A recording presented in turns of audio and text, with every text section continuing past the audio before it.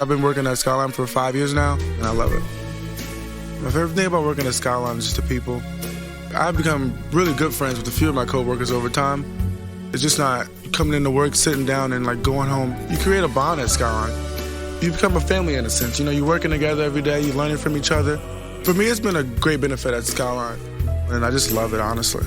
Skyline Chili is now hiring. Apply online at skylinechili.com/careers. Hey, and welcome to the HA podcast. I'm Danny Sheriff, the host of this podcast, the founder of the HA Society, and an HA recovery coach who has walked wherever you currently are. This is the place to come if you care about getting your period regularly. This podcast aims to educate, inform, and keep you motivated on your period and HA recovery track. I would love it if you could rate and review this podcast, 5 stars only, to help make this podcast easier for other women with HA to find it. And last thing, nothing from this show should be taken as medical advice. Please seek the advice of your physician. The concept of getting your period back is easy, but why is making the commitment so hard? Why does it take so long to get to a point where you're confident enough in the process to go for it? Well, for a lot of reasons, and breaking down those reasons that hold us back is one of my main missions. And that is why I created the 7-day HA Recovery Commitment Challenge. It's a completely free challenge that is 100% inside of email. So you can start your 7 days today. You don't have to wait for the beginning of this challenge. And each day, I send you a new challenge, complete with action items and mindset shifts to help you work through all of the key issues I see that hold us back from recovery. So topics inside of the email challenge include understanding why your period is missing, how to build solid, healthy, caloric-dense meals to ensure that you're getting the nutrition that you need, how to get your support network on board with you, not just letting your friends and family and partner know like what's happening, but actually enrolling them in to help you. Lifestyle factors that could be impacting your ability to recover, and of course, the mindset factors and shifts that you need to make along the way. The goal of this challenge is that after 7 days, you'll be feeling knowledgeable, equipped, and inspired to do what you really know that you need to do to get your period back. So, are you ready? Go to 7daychallenge.hapodcast.com or head to the show notes for the link. That's 7daychallenge.hapodcast.com. Hey guys, welcome back to the show, my channel. If you're watching on YouTube, hello. If you're listening on the podcast, hello. Today we're talking about pregnancy and HA. I just had my baby 11 days ago. She's 11 days old, and I wanted to go through with you guys my journey to getting pregnant, which I have talked about quite a bit, but I know it's an important subject for a lot of you guys, and I'm going to answer a couple of questions that I've had about dealing with body image issues during pregnancy, and I'm also going to share with you my birth story because it's kind of insane. My story is already available. It's episode 1 of this podcast. You can also watch the YouTube video. I go through the facts of my HA and my recovery in detail. But in a nutshell, I had HA for about 8 years. I'm actually, that number changes all the time because I'm not really quite sure, because it's one of those things that you don't really always know the day it happened. But I didn't have it for years and years. And I discovered I had it. I wanted to get my period back. I was really motivated because I thought I was being healthy. I already thought I was on this journey to health and being the best possible version of myself, and honestly thinking that I was great and probably healthier than other people, when the reality was, not having a period, hypothalamic amenorrhea, is really quite bad for you. The evidence shows it is linked to osteoporosis. They're seeing links with your brain. They're seeing links with heart health. These things freaked me out. I always knew you couldn't get pregnant without a period, but realizing that that's something I wanted to be able to do, and I didn't want to be in a position that I was ready to have a baby and I couldn't have a baby. So I wanted to get on top of it for when I was ready to conceive, so I just could conceive. It wasn't that simple. So I did recover. I got my period back, happy days. I had a few, they weren't optimal, right? I wasn't ovulating at first. Then my luteal phase wasn't long enough. And I'll link to that video as well. I talk about how I solved my short luteal phase, which was the conundrum here for pregnancy for me. So eventually I had myself ovulating, and that was really important. It's so important that you don't just get your period back, but you actually ovulate. And it's so important that your follicular phase and your luteal phase, which are the phases before and after ovulation, that they're optimized. And a lot of us skip this point and then we still struggle to get pregnant. So I had been recovered for quite a while. At least I was ovulating, and I was having some long enough luteal phases, which a number of days after ovulation and before you bleed. I was having some that were okay, some that were way too short. I was having cycles that were like 6-day luteal phases, 6 to 8 days. I will link below to a video where I talk about how I solved my short luteal phase. So if that period of time is too short, it's not physically possible for you to get pregnant. Your corpus luteum is disintegrating too soon. So I had to set about solving that, and we were off to the races, right? I was seeing improvements by making small lifestyle changes to how I live my life, and my nutrition, my caffeine intake, those kinds of things, my exercise frequency, most definitely. And I was seeing improvements where I went from 6 days to 7 days to 8 days to 10 days, and 10 is on the borderline, okay? When I work with clients to get their period back and get pregnant, I want to say like 9 times out of 10, their luteal phase is too short and they're dealing with the exact same problem as I did. It's so common.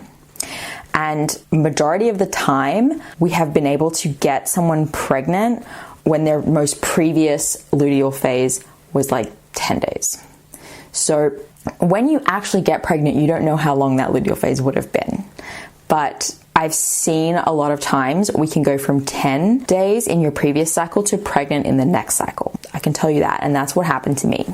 So got pregnant, was really confident that this would stick from the beginning. Very frequently when I see my clients or HA Society members get pregnant, they're anxious. They're anxious that the pregnancy is not going to stick, that there's going to be some miscarriage or some kind of complication because they've been so unlucky with their fertility thus far, they've been trying for so long, or they feel like maybe HA is going to mean that they're going to be less likely to have a successful pregnancy, they're not as fertile as other people are, or something like that. But I can tell you that there's no evidence to show that having HA impacts on the success of your pregnancy once you do become pregnant. You have at that point had a full period, you've had a healthy cycle, you've managed to get pregnant, so you don't have HA in that moment, and your HA is not going to affect your pregnancy. If something happens to your pregnancy, it's not because you had HA. It's gonna be for different reasons. So I was confident that once I was healthy and functioning and had a number of cycles for quite a while, that I was going to have a successful pregnancy. So I was happy to share the news really early on. And that's also just my personality. I'm not so good at secrets. So don't tell me any of your secrets. A common question that I get is, how do you eat? What supplements do you take for pregnancy? I continue taking my desiccated beef liver, and I took a really good prenatal Garden of Life. Highly recommend that one. And I just focused on eating the best I could. And I'm going to share a little bit about eating during pregnancy, because obviously that's something that's, eating is huge in this community. Honestly, I just did the best I could, and I really took an HA recovery mindset. Now, for me, recovery mindset is not making a big deal about your food. Eating to satiety, eating in abundance, not ever skipping meals, being conscious of your stimulant intake, and being totally reasonable with what you eat. So I didn't eat a ton of processed stuff, but I will say I had croissants like 2 to 3 times a week because that's what I wanted. And it's totally fine to eat those things. Even if you're pregnant, your body knows what to do as long as you're supplementing it with, or supplementing, as long as you're mainly focusing the vast majority, the bulk of your meals around whole and nutritious foods, you're gonna have a good time. So I totally had croissants, I totally had sweet treats, but I had a main focus on eating whole nutritious food. But I will say, I didn't eat a metric shit ton of vegetables by any means. I just didn't feel like it. I had proteins, I had vegetables at most meals, maybe 1 or 2 of them, but I didn't, force myself to eat some kind of perfect pregnancy diet. I just understood the fundamentals. I'm sure many of you listening come from a background of being a dietitian. There's definitely nutritionists listening, there's health coaches, and there's also just people who are really interested in nutrition listening, right? Like if you tracked macros, if you tracked calories, if you were into clean eating, whatever your thing was, it means that you come with a basic understanding, at least, of what is generally good for you. And using that knowledge, I was able to make sure I was hitting the fundamentals. I was eating carbs, protein, and fat. I was getting vegetables in, I was getting animal products in because that's something that I eat, and I was doing the best I could without overthinking it, without adding all of these, I should do this, I shouldn't do that stuff into my diet. And I'll just tell you right now, I had a totally healthy baby girl, all her fingers and toes there. She passed every single test. She's an absolute rock star. And I did not need to go crazy with eating in a certain way for my pregnancy. So my pregnancy went really, really smoothly. Anyone who has worked with me or knows me and we were talking about it, I said every single time, this pregnancy is going to be so straightforward. It's going to be so boring. I'm not going to have any issues with it. This is just because this is what I'm used to, right? I've always had a really normal, basic, boring medical history. There's not a whole lot going on in my family. I don't have any history of anything other than HA. I've never been in hospital. I don't know if I've really been to hospital even to visit people very much. There's nothing interesting about my medical history. And that made me feel as though my pregnancy was going to go really smoothly. And it did. Okay. The first 8.5 months of my pregnancy, 8 3/4 of a month of my pregnancy was completely uneventful. She measured to the exact week. She and I passed every single test because you do a lot of tests when you're pregnant, and we were just cruising. My blood pressure was always great. All of my levels were great. Happy days. So that's my pregnancy. But when I was 40 weeks and 3 days, or 4 days, 40 weeks and 4 days, which is when most first-time mums go into labor, is on that day, I tested positive for COVID-19. And I couldn't believe it. It's like, this does not fit the narrative I have in my head of how uneventful this pregnancy is supposed to be.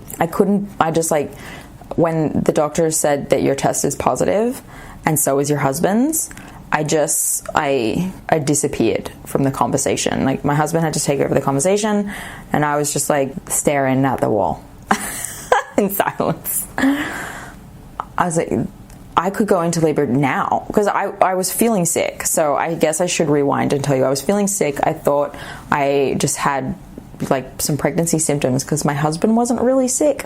I thought I was just developing really bad sinus because I had more mucus buildup and just allergy type symptoms my whole pregnancy, which is not like me. So I just always had these like annoying sort of nasal symptoms, but it was never a big deal. And in the final hour, it started to get worse.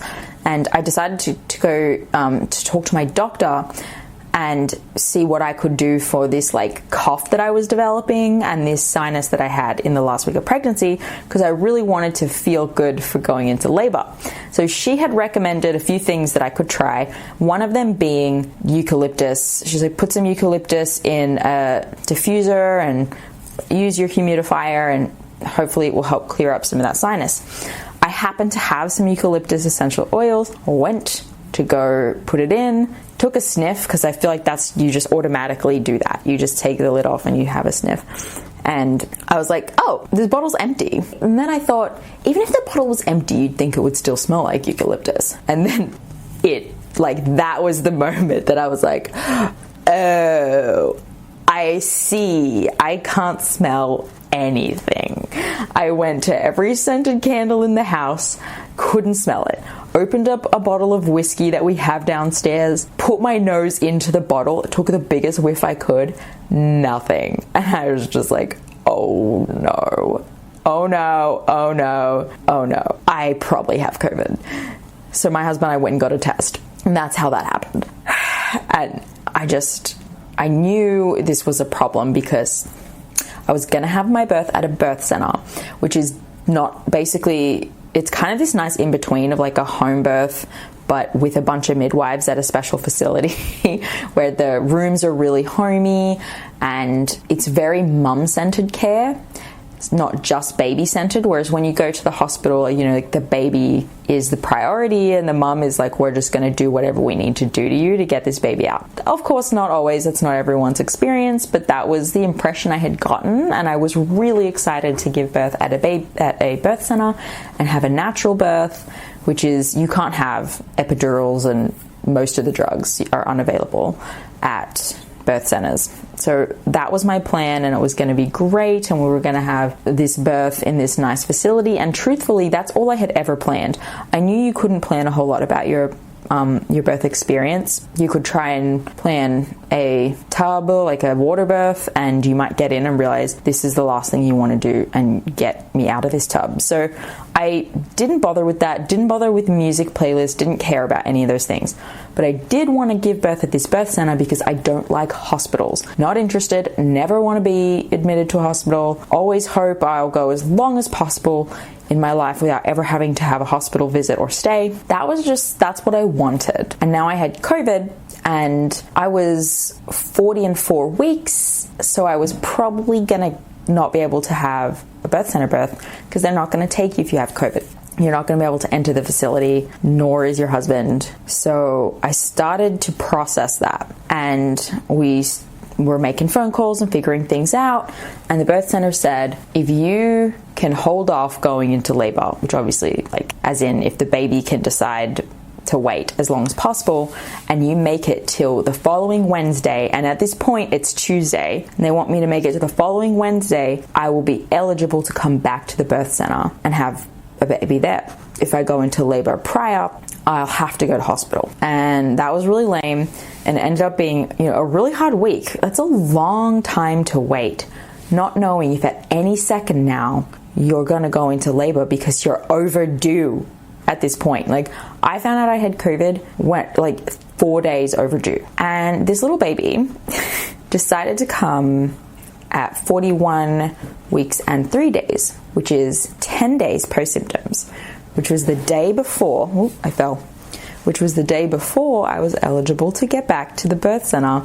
I had been having some contractions. I wasn't sure. I'd never had a baby before. I was having some contractions when on August 2nd in the evening, but they were really light. I wasn't sure if I was just feeling like some cramps of some kind in my lower back. I woke up a few times in the night to them. They were getting a bit stronger, but I went back to sleep a few times, and at 4:45 a.m. in the morning, they were really strong, and it was time to get out of bed. So I went into the lounge room because I thought, I'm just going to have like a peaceful morning in the lounge room. Maybe I'll have some coffee and just sort of like sit through these light contractions. And I went to the bathroom and I had bloody show. So there was like blood in the toilet, and I knew that that was a sign that labor was probably going to happen. And often if you see bloody show, you have a bit of time, and I think maybe you don't necessarily even have the baby that day, because my water hadn't broken, but I knew I was so overdue that this was probably happening now. So I went to get my husband, and I thought my water had broken because I had clear liquid running down my leg, but eventually the nurses said that my water had not broken. So don't know what that was about, but I went and got my husband. I was like, it's time to go. By 5:45 a.m. we were pulling up to the ER. They had been given a heads up we were coming because I'm COVID positive, and sadly my husband had to drop me off at the hospital in the ER. I had to walk in by myself with all my luggage and shit, and I had a mad contraction right there in the ER. And I said to them, "Hi, my name is Davis-Sheriff. Labor and delivery is expecting me. I'm coming in through ER because it was like outside of regular operating hours, so you always go into the ER at that time, and I'm COVID positive." And he was just like a deer in headlights. He was like, "You're what?" I felt like there had just no one had ever come into the ER at the hospital before. It was ridiculous. And then definitely no one had ever had COVID. I don't know. He just didn't know what to do. It was a whole thing. I had a really strong contraction that I couldn't really talk through.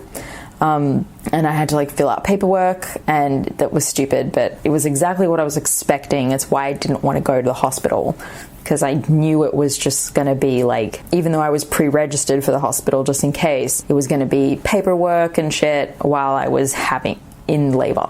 So I leave my husband outside, and I go by myself in a wheelchair with this nurse to my room, and he leaves me there. And he's like, "Someone will come soon." And I have really painful contractions all by myself. First time mom in this hospital room that I do not want to be in. And the pain was pretty bad. It was in my back. It turned out I was having back labor, which sucks. So having a natural birth with back labor is less fun than a regular natural birth. So I, at the time, was coming to terms with the fact that I was going to be by myself for this labor.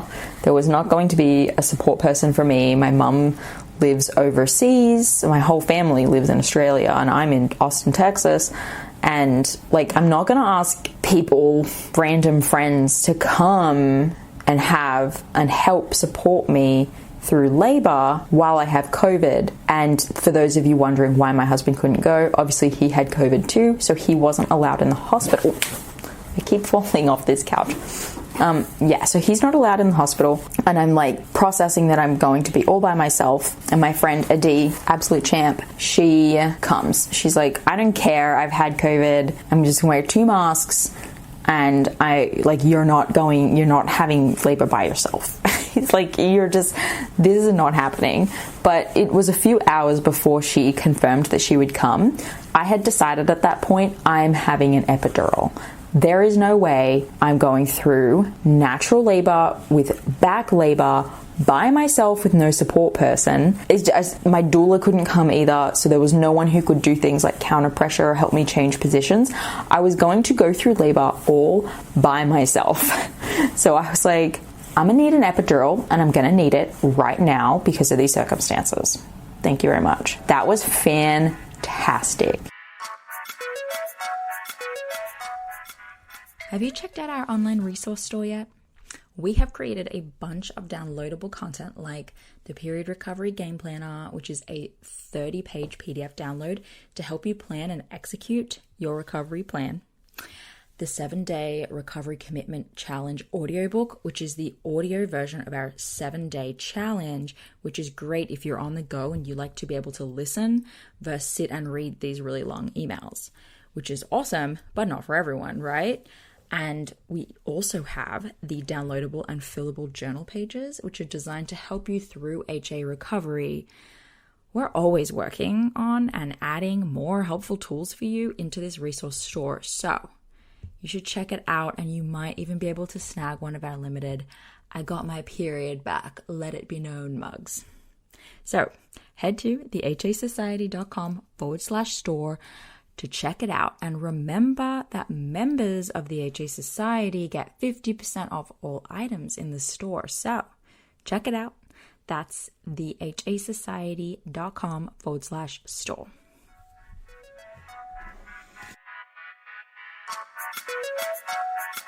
The epidural was basically what got me through. So I labored by myself with the epidural, so it wasn't too bad. The way it works is like the medicine does have to flow through your pelvis. So there was a section of my pelvis that was not experiencing the epidural, but it was so much smaller an area that I could handle it. And it ended up being helpful because I could feel when contractions were coming and going. I liked having that sort of awareness, and being able to feel something was kind of helpful. But I definitely threw up before I got the epidural, so I was gonna need it.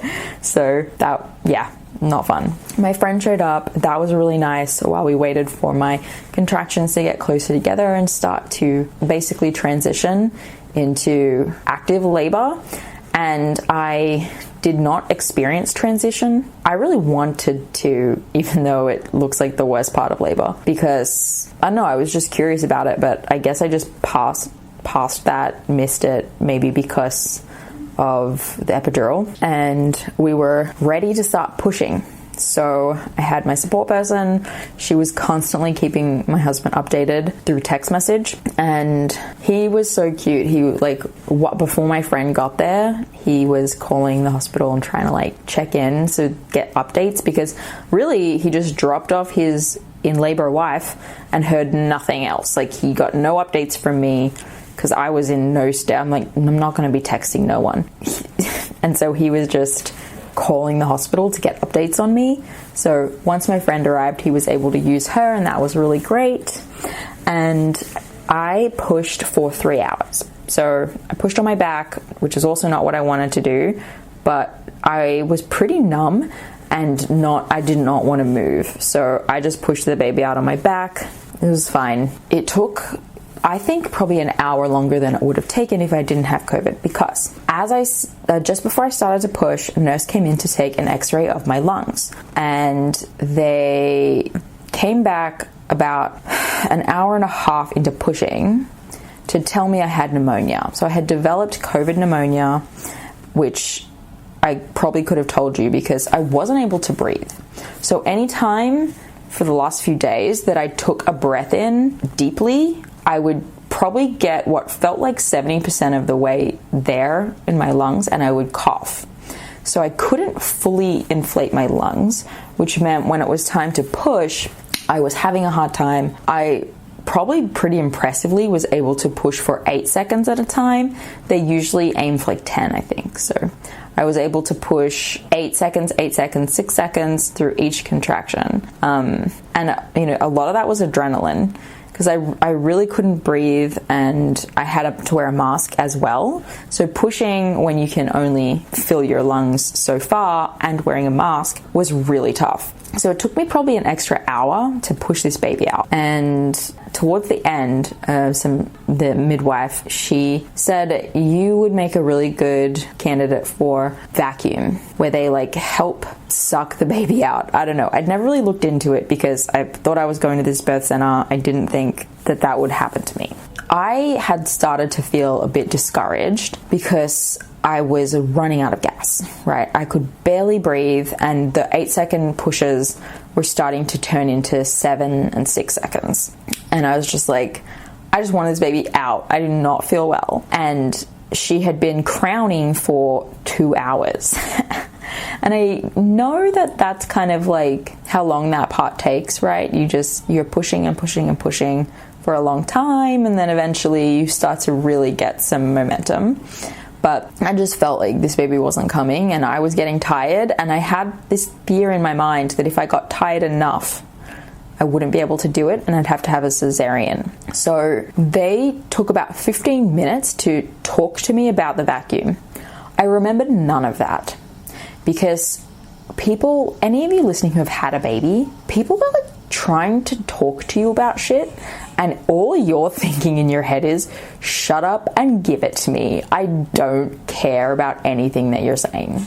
But turns out that having that 15-minute break just to listen to her spiel about the vacuum was exactly what I needed to get a bit of recovery and to actually just push this baby out. So I say yes to the vacuum. I'm like, fuck it, let's go.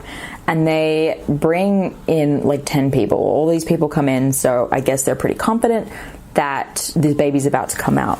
The woman who does the vacuums, vacuum lady, don't know, she came in front row center. I thought she was already doing it, and I was ready. I was like, let's go, this next contraction's coming. I see it on the monitor, I feel it in the right side of my pelvis, and by this time the epidural was kind of wearing off, and I hadn't been pressing the button that much that releases more of the epidural juice, I don't know, because I didn't feel like it was doing anything. Like I felt like it was wearing off, and the more I pressed the button, not that much was happening, and I was just getting used to the pain by this point. They had really dulled it, which was nice. So I push extra hard because I'm rested and I'm motivated because I think this baby's coming out. But that push, the baby came out halfway, like head sticking out. I went down and I felt it. And they were like, there is no vacuum here. We're not using the vacuum. And I was like, this is me. I'm doing this. I'm pushing this baby out with COVID and pneumonia because I am a badass. So I pushed her again. I pushed it again, and the baby came out. I can hear her crying downstairs right now, and it's driving me nuts. So I'm going to go see what's up, and then I will come back and finish this. Okay, so I've just brought her here because she is much more calm, but her head is also right near the microphone, so you're probably going to be able to hear little tiny baby squeeze. But we're nearly done with the story, so let's just see how that goes. Sorry about that, and if you are listening to this episode and not watching, then yeah, there's a baby here now, so we're off. Okay, so I pushed her out all by myself. I thought it was really badass. I'm just going to take a bragging moment here to tell you that the midwives were all extremely impressed that at 41 and a half weeks pregnant with COVID and pneumonia, I pushed this baby out with nothing more than an epidural. So I feel pretty badass about the whole shebang. That's what I wanted to basically share with you guys. It was a really uneventful pregnancy all the way through till the final hour. And I think that she knew and that she held on and tried to not come because the body is an incredible thing. And it knew that about a week prior, I was in less shape to push this baby out than I was in that moment. So I think she held out as long as she possibly could. She waited an extra week, 10, so that's really awesome. And I was really proud of her and me. She came out completely unaffected. We had to wait 48 hours before we could go home. So they put me in a postpartum room so they could monitor the baby. Now, at this point, you might be wondering, where is my husband in all of this? So he got to FaceTime in when the baby came out, which was awesome. And maybe I'll put a picture of a screenshot of that up on the screen because we do have a picture of that. And because we were 9 days post symptoms, and at this time the CDC is recommending that no one come to the hospital unless you're a patient until you're 10 days post symptoms. And I went into labor on the 9th day in the morning, and I pushed this baby out at 6:02 p.m. So Jake had to wait till midnight, and then he was allowed to come in. So he basically missed the birth of his baby by a few hours, which is pretty much the story of his life. And then he was able to come in. The next conundrum was that he couldn't stay with us for the next 48 hours because we had a dog at home and we didn't have any friends that we were really comfortable. In the end, of course, there were a bunch of people. There's a bunch of people that we could have asked. And they're all like, I can't believe you didn't ask me in hindsight. But it just felt so shitty to be like, hey, can you go into our COVID house and take our dog? It's probably just me being a people pleaser and I really should have just asked for help. but I didn't have any family. I would have had to ask friends. And we just didn't think that, we felt like we were putting our friends at risk to ask them to go into our house and get our dog when we have COVID. And it might be the Delta strain, but we never really found out. So he had to go home at about 8 in the morning the next day because someone had to let the dog out and feed her, and we would never usually leave her at home alone. So he had to do that, and he wasn't allowed to come back because you couldn't visit a COVID patient and then leave and come back. You have to be negative. And even though he was 10 days post symptoms, we weren't considered having tested negative. So he couldn't visit me and leave and come back. No one could visit me and leave and come back. Because if you had visited me, you might have COVID. So if you come back, that's a bad thing. Does all of that make sense? So he left, and then he had to wait till 6:45 or something p.m. the next day to be able to take us home. So for me, I had essentially been in hospital for 3 days because I got there at 5:45 a.m. the day I had her, and I got to leave 2 days later in the evening. They tested her for COVID at 24 hours and again at 48 hours, which is part of the reason we had to stay. The other part is that because I was so overdue, I had some kind of uterus infection, so they wanted to keep an eye on that. And because I had pneumonia, they wanted to treat my pneumonia, and they wanted to monitor her for 48 hours for COVID, which makes sense. We don't want babies getting sick. So she tested negative both times, which I thought was incredible. But I was a fair way past when I, had tested positive and all that jazz. So I like to hope that I maybe just didn't have contractable COVID anymore. I don't know. Or maybe the body is just incredible and just did not give it to this baby. So she was perfectly healthy, even though I was dying. Recovery was really hard because they couldn't take the baby from me. They couldn't take her to the nursery because she's a COVID baby. So I had to deal with the baby all by myself, which of course was wonderful, but also really hard because with an epidural, I feel like it was harder for me to recover from the vaginal birth. And part of why I wanted a natural birth was because it's easier to recover from a natural birth. And it was just extremely painful for me to move. And so if she would cry, and we were trying to breastfeed, but I was in agony the whole time until they finally got some painkillers that were good for me, and then I would feel pretty good for an hour or so after I took that, and that was a big deal. Postpartum recovery is some serious shit. It's crazy. Your whole vagina just looks wild, and it's bleeding profusely, and it really hurts to move. At least it did for me. And then you're the only carer for this baby, and everyone else around you from the labor through to the next 48 hours are wearing hazmat suits around you. So you feel like a leper. And the worst part for me probably was that the way that they function it's not set up for postpartum care, for mum care. It's really treating what's wrong with you, right? So they came in every hour. 1 hour for the baby to check her vitals and make sure she was all good. And then the next hour they would come in for me to check my vitals, give me antibiotics for pneumonia and whatever other medications that I might need. So, and then in between that, you have a phone in the hospital room and it's ringing off the hook constantly. They're asking about, baby things and the discharge instructions. On the last day, they were calling me constantly because people always say, you just have this baby and then they give it to you and they just let you leave. That's not what happened to me. I got given instructions out the hoo-ha for how to have this baby and take care of her at home, including advice or really good recommendations. The doctor said, please follow my really good recommendations to wear a mask at all times at home around the baby. Do not kiss the baby. If you're going to breastfeed, make sure you're wearing the masks. I decided not to because she had to do any of those things. I went against her advice just because I couldn't breathe.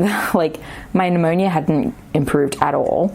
I was still coughing really badly. She was testing negative every single time, and I just didn't want to do that for the first 2 weeks. And my personal opinion was that her not seeing our faces could have worse effects than the low risk that she was going to get COVID based on how many days past COVID we were at this point. So yeah, and so far so good. So because the nurses had been coming in every hour or calling me on the hospital phone or something, I was getting constantly disrupted. I got no sleep. And like I said, they can't take the baby to the nursery, so it was my problem to deal with, and I was having a hard time. I do not do well sleep deprived, and that was, I had 2 hours of sleep in 3 days. It was wild. But when we got discharged, my husband was amazing, and he was the guy with the baby, and he just woke me up to feed her and let me sleep for 2 days. It was amazing. Now she sleeps like a champ. So we're really, really lucky that she sleeps so well. We both have had anywhere between 7 and 9 hours every night. We just wake her up to eat, and she eats, and she's a really good breastfeeder and all of that. So we're really lucky with that, because recovery for me was hard because I couldn't breathe for the first few days postpartum. So thank goodness for that. And trying to not cough, because we had a cough, right? And trying to not cough on her and not also cough and have all of my insides fall out of my vagina. All of that stuff was really rough. So really fortunate with that she latched straight away. A lot of people have a tough time with things like breastfeeding and sleep. So we were really fortunate. So far, so good. I know that these things can change. But yeah, right now she's doing good. So that's basically the story of our birth. And then I had a few questions, just a couple of questions about pregnancy, postpartum with a baby. So here we go. Haley asks how to mentally deal with weight gain, any special conditions to watch out for. So dealing with weight gain during pregnancy is a huge, huge thing. You'll see when you're pregnant, if you've never been, that people just start talking to you about weight.